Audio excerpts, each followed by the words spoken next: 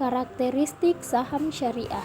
Menurut Otoritas Jasa Keuangan atau OJK, karakteristik sebuah saham yang dikategorikan sebagai investasi saham syariah apabila saham tersebut diterbitkan BEI, yakni yang pertama emiten dan perusahaan publik, yang secara jelas menyatakan dalam anggaran dasarnya bahwa kegiatan usaha emiten dan perusahaan publik tidak bertentangan dengan prinsip syariah. Yang kedua, memenuhi kriteria sebagai berikut. Yang pertama bagian A, kegiatan usaha tidak bertentangan dengan prinsip syariah sesuai peraturan, yakni tidak melakukan usaha perjudian dan permainan yang termaksud ke dalam judi. Perdagangan yang disertai dengan penyerahan barang atau jasa, perdagangan dengan penawaran atau permintaan palsu, bank berbasis bunga, perusahaan pembiayaan berbasis bunga, jual beli risiko yang memuat unsur garar atau tidak pasti, atau maisir, yaitu judi. Yang bagian B, memproduksi, mendistribusikan, memperdagangkan, atau menyediakan barang atau jasa haram zatnya. Barang atau jasa haram bukan karena zatnya yang telah ditetapkan oleh DSN MUI, atau barang atau jasa yang merusak moral dan bersifat mudarat atau merugikan. Yang bagian C, melakukan transaksi yang mengandung unsur rishiwah atau suap. Yang ketiga yaitu rasio total utang berbasis bunga dibanding total ekuitas tidak lebih dari 82%. Yang keempat, rasio total pendapatan bunga dan total pendapatan tidak halal lainnya dibandingkan total pendapatan lainnya tak lebih dari 10%. Berdasarkan 4 kategori di atas yang sudah saya sebutkan tadi, perbedaan antara saham syariah dan saham konvensional terletak pada jenis investasinya. Untuk saham syariah, konsep investasi dilakukan pada perusahaan yang memiliki kegiatan usaha sesuai prinsip syariah, sementara itu saham konvensional lebih berorientasi pada kegiatan usaha. Lebih lanjut, transaksi yang digunakan pun menggunakan sistem konvensional dan menerapkan suku bunga. Bagian B, perbedaan sukuk dan obligasi. Sebelum itu, kita harus mengetahui apa itu sukuk dan apa itu obligasi. Jadi, sukuk adalah surat berharga yang digunakan investor sebagai bukti kepemilikan aset melalui penerbitan surat utang berbasis syariah. Sukuk dikenal juga sebagai obligasi versi syariah. Sukuk bisa diterbitkan oleh negara, perusahaan BUMN maupun pihak swasta. Investasi sukuk dinilai bisa membantu negara karena mampu meminimalisir utang luar negeri. Kemudian dana yang ada akan digunakan untuk proyek-proyek infrastruktur di Indonesia. Contohnya salah satunya yaitu pembuatan jalan tol. Terus apa itu obligasi? Jadi obligasi sendiri yaitu surat utang yang diterbitkan penerbit obligasi yang disertai dengan perjanjian untuk membayar kembali pokok utang dengan bunganya sesuai waktu yang ditentukan. Investasi obligasi bukan instrumen yang dijamin oleh lembaga penjamin simpangan atau LPS. Investasi di obligasi memiliki beberapa risiko, seperti risiko pasar, risiko likuiditas, risiko suku bunga, risiko kredit, dan risiko lainnya. Perbedaan suku dan obligasi yaitu: 1. Perbedaan yang pertama adalah terkait aktivitas bisnis penerbit surat berharga. Aktivitas sukuk atau obligasi syariah perlu berlandaskan prinsip atau aturan syariah. Namun, tidak menutup kemungkinan bahwa sukuk diterbitkan oleh penerbit non-syariah, asalkan proses penerbitannya tetap sesuai syariah. Berbeda halnya dengan obligasi konvensional yang aktivitasnya tidak perlu berlandaskan prinsip syariah. 2. Sukuk dan obligasi yang kedua terletak pada sifat instrumennya. Investasi obligasi memiliki sifat yang mencerminkan surat utang atau pernyataan utang, sedangkan investasi sukuk bersifat sebagai sertifikat bukti kepemilikan atau pembelian aset. Itulah mengapa sukuk mempunyai underlying asset atau SBSN sebagai bukti kepemilikan investor. 3. Penghasilan jika membicarakan investasi. Pasti para investor akan terfokus pada keuntungan atau penghasilan yang akan didapat. Nah, sukuk dan obligasi punya perbedaan dari sumber penghasilannya. Penghasilan sukuk bisa didapatkan dari 3 sumber, yaitu dari imbalan, bagi hasil, serta margin. Sedangkan penghasilan obligasi berasal dari 2 sumber, yaitu bunga dan kapital. 4. Perbedaan sukuk dan obligasi. Terkait jangka, salah satunya pasti mencantumkan tentukan tujuan berinvestasi untuk memilih jangka waktu investasi. Jika tujuan investasi kamu untuk jangka panjang, maka pilih investasi jangka panjang. Begitu pula sebaliknya, sukuk berjangka waktu pendek hingga panjang, sedangkan obligasi berjangka waktu menengah hingga panjang. 5. Penggunaan dana perbedaan. Sukuk dan obligasi selanjutnya adalah mengenai penggunaan dananya. Peraturan penggunaan dana ini mirip-mirip dengan peraturan aktivitas bisnis yang dibahas pada poin pertama. Penggunaan dana sukuk harus sesuai dengan prinsip syariah, sedangkan penggunaan dana obligasi konvensional bisa dilakukan secara bebas. Maksudnya, tidak apa-apa jika tidak berlandaskan prinsip syariah. 6. Perdagangan di pasar sekunder. Jika sukuk diperjualbelikan di pasar sekunder, maka penjualan yang dilakukan mencerminkan atas kepemilikan aset yang menjadi dasar penerbitan, sedangkan pada obligasi mencerminkan penjualan atas surat utang. 7. Biaya administratif perbedaan. Sukuk dan obligasi yang bertujuan ada pada biaya administratif. Perbedaan biaya administratif ini terletak pada biaya untuk dewan syariah. Pada investasi sukuk, biaya administratifnya sama dengan obligasi konvensional, namun terdapat tambahan biaya upah dewan syariah. Sedangkan pada obligasi, kamu tidak akan dikenai biaya tambahan untuk dewan syariah. 8. Pungutan OJK. Ternyata tidak hanya biaya administratif saja yang membedakan sukuk dan obligasi, namun hal tersebut juga berlaku pada pungutan OJK.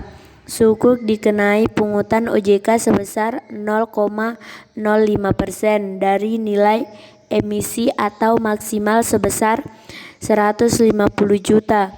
Sedangkan obligasi konvensional dikenai pungutan OJK sebesar 0,05% dari nilai emisi atau maksimal sebesar 750 juta.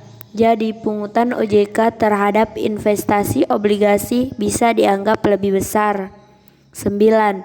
Perbedaan sukuk dan obligasi terkait dokumentasinya.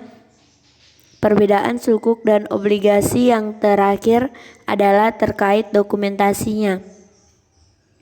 Dokumentasi biasa digunakan untuk melihat transaksi yang terjadi. Pada investasi sukuk diperlukan dokumentasi tambahan yang bisa memaparkan atau menunjukkan transaksi dari pembiayaan syariah. Hal tersebut berbeda dengan obligasi konvensional karena dokumentasinya relatif lebih ringkas. C. Pengertian efek beragun syariah. Efek beragun aset syariah adalah jenis efek syariah pendapatan tetap berbentuk sekuritasi aset yang portofolio asetnya merupakan sekuritasi dari aset keuangan yang memenuhi prinsip Islam. Semua karakteristik efek syariah pendapatan tetap menempel pada EBA atau efek beragun aset syariah. Akad yang digunakan antara investor dan penerbit EBA syariah adalah wakalah bin ujroh, di mana investor merupakan muwakil dan penerbit EBA syariah berperan sebagai wakil. Akad yang digunakan dalam skema penerbitan EBA syariah disesuaikan dengan jenis aset. Dalam pasar modal Islam, EBA syariah dibagi menjadi dua jenis, yaitu EBA syariah yang berbentuk kontrak investasi kolektif atau KIK EBAS dan EBA syariah yang berbentuk surat partisipasi atau EBAS SP. EBAS SP hanya diterbitkan dengan menggunakan portofolio aset keuangan yang berbentuk kumpulan piutang atau pembiayaan sekunder perumahan.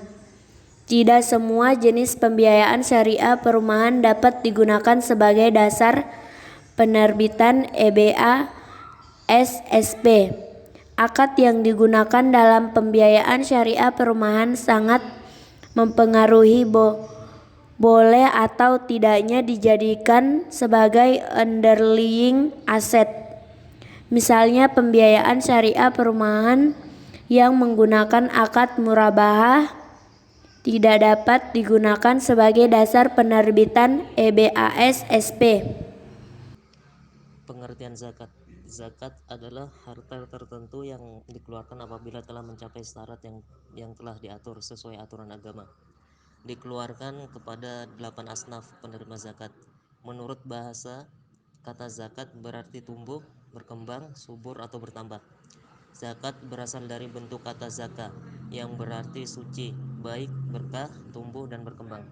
Dinamakan zakat karena di dalamnya terkandung harapan untuk memperoleh keberkahan, membersihkan jiwa dan menumpuknya dengan berbagai kebaikan. Makna tumbuh dalam arti zakat menunjukkan bahwa mengeluarkan zakat sebagai sebab adanya pertumbuhan dan perkembangan harta. Pelaksanaan zakat itu mengakibatkan pahala menjadi banyak. Sedangkan makna suci menunjukkan bahwa zakat adalah mensucikan jiwa dari segala kejelekan, kebatilan, dan pensuci dari dosa-dosa.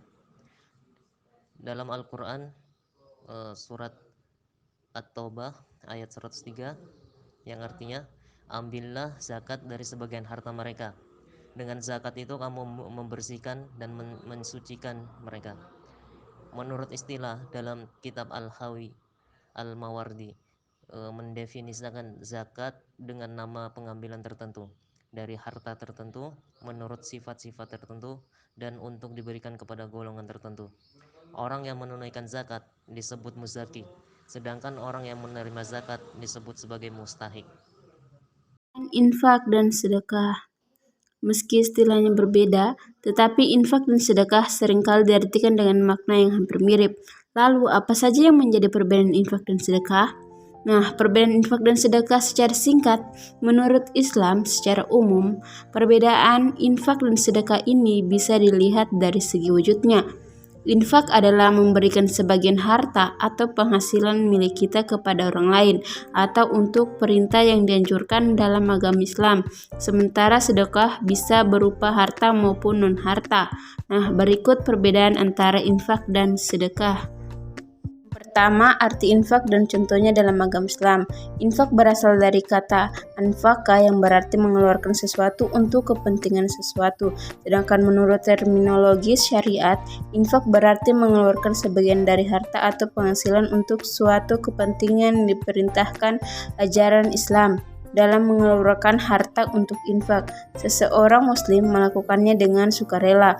Allah Subhanahu wa taala juga memberi kebebasan kepada pemiliknya untuk menentukan jenis harta dan beberapa jumlah yang sebaiknya diserahkan setiap kali ia peroleh rezeki, sebanyak yang dikehendakinya. Pemberian infak ini sangat dianjurkan dalam agama Islam dan pahalanya pun sangat besar, bahkan tak terputus. Ayat yang membahas tentang infak beberapa diantaranya sebagai berikut.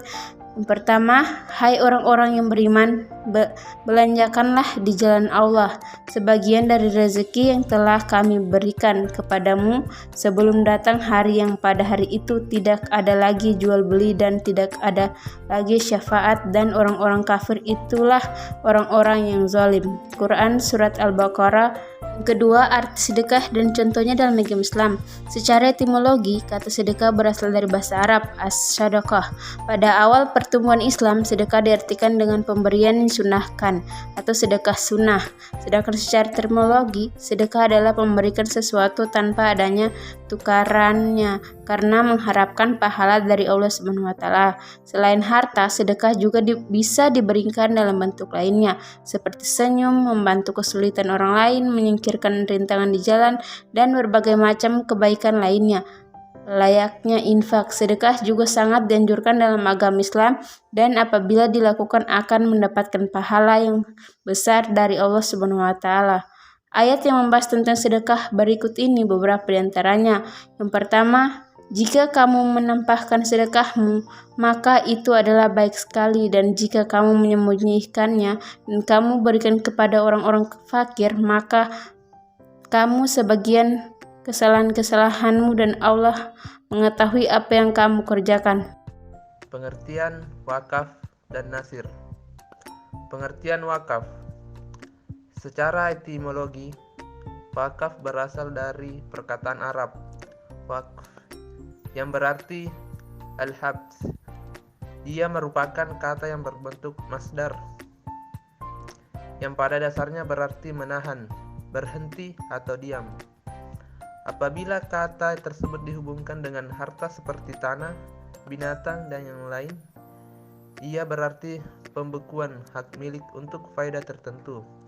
Sebagai satu istilah dalam syariat Islam, wakaf diartikan sebagai penahanan hak milik atas materi benda untuk tujuan menyedahkan manfaat atau faedahnya. 2. Pengertian nasir. Nasir berasal dari kata kerja bahasa Arab natsarah yang suruh nasaran yang mempunyai arti menjaga, memelihara, mengelola, dan mengawasi. Adapun nasir adalah isim fa'il dari kata nasir yang kemudian dapat diartikan dalam bahasa Indonesia dengan pengawas atau penjaga. Sedangkan nasir wakaf atau biasa disebut nasir adalah orang yang diberi tugas untuk mengelola wakaf.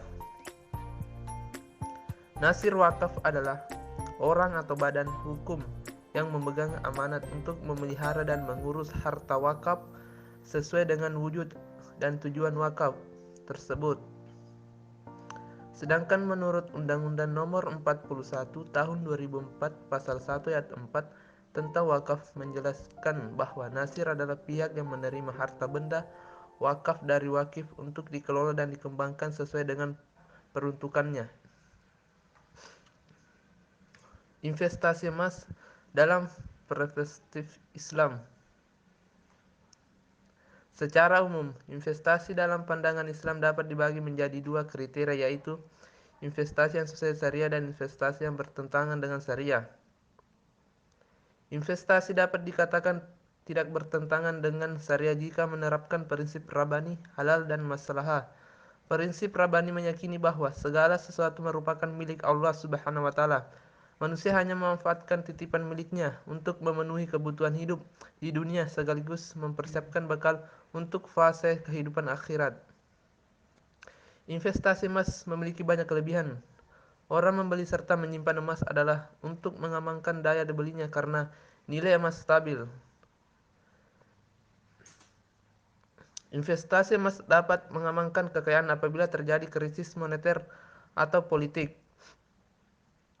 Investasi emas memiliki keamanan yang baik, khususnya terlindung dari inflasi. Selain itu, emas mudah dijual, likuiditas tinggi, tahan lama, terjangkau banyak kalangan, dan mudah dipindahkan, portable, sehingga investasi emas memiliki risiko rendah.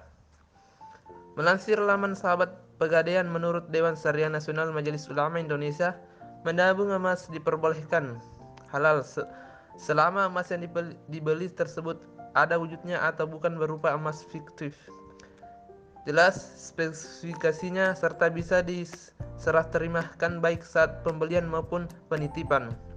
Investasi emas merupakan investasi yang aman.